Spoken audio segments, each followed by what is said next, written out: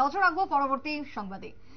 পাচার রুখতে বিএসএফ এর গুলি, সীমান্তে পাচার রুখতে বিএসএফ এর গুলিকাণ্ডে নিহত এক বাংলাদেশি পাচারকারী। ঘটনা কলমচৌড়ার আদমপুর এলাকায়, যেখানে ভারত বাংলাদেশ সীমান্ত রয়েছে। বিশালগড়ের কলমচৌড়া এলাকাতে বিএসএফ এর গুলিতে প্রাণ গেল এক পাচারকারীর। ঘটনাকে কেন্দ্র করে সকাল থেকে ছড়িয়েছে চাঞ্চল্য। তবে ঘটনা প্রসঙ্গে জানা যায়, নিহত যুবকের নাম আনোয়ার হোসেন, যিনি যে পাচার বাণিজ্য চালাচ্ছিল দিনের পর দিন এবং চিনি পাচার করছিল কলমচৌড়া থানার অন্তর্গত সীমান্ত এলাকা দিয়ে। ঠিক সেই সময় নজর পড়ে বিএসএফ এর। তারপরেই বিএসএফ তাদেরকে থামতে বললেও পালিয়ে যায় এবং পরবর্তীতে গুলি চালাতে বাধ্য হয় বিএসএফ এর আধিকারিকরা। জামতারা কালীকৃষ্ণনগর 5 পিলার সীমান্তে চিনি পাচারকারী একটি দল বিএসএফ এর একজন সদস্যকে মারধর করে।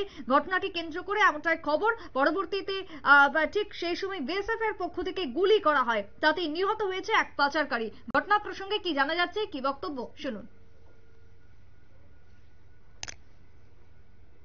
আমি তো আসলে ছিলাম না। আমি আপনার প্রথমে আমার বাড়ি থেকে আওয়াজ শুনছি যে একটা গুলির আওয়াজ হয়েছে।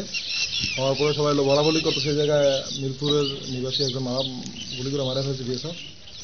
উনি আসছিল, কি কারণ আসলে বলতে পারবো না, এদিক দিয়ে আসছিল। তো পরে বিএসএফ গুলি করছে, গুলি করার উনি পড়ে গেছিল। পড়ার পরে এর আধা ঘন্টা পরে আবার আরেকটা গুলি আওয়াজ শোনা গেছে। আমার মনে হয় যে প্রথম গুলিতে উনি মারা যায় নাই, পরে ওনারা নিয়ে যায়, ওনার থেকে সমস্ত তথ্য, ওনার বাড়ি কোথায় কি আসে বিষয় সব তথ্য নেওয়ার পরে গুলি দিয়ে ওনারা মারছে। আমার মনে হইতো সেটা, আমি তো জানি না সঠিক কি হয়েছে। আপনার কি সীমান্তের কাঁটাতারের বেড়ার উপাস থেকে নিয়ে এসেছেন না কাঁটাতারের বেড়ার ভারতীয় স্থান থেকে নিয়ে এসেছেন? ভারতীয় সীমান্ত থেকে আমরা নিয়ে এসেছি। সাথে কি চিনি ছিল?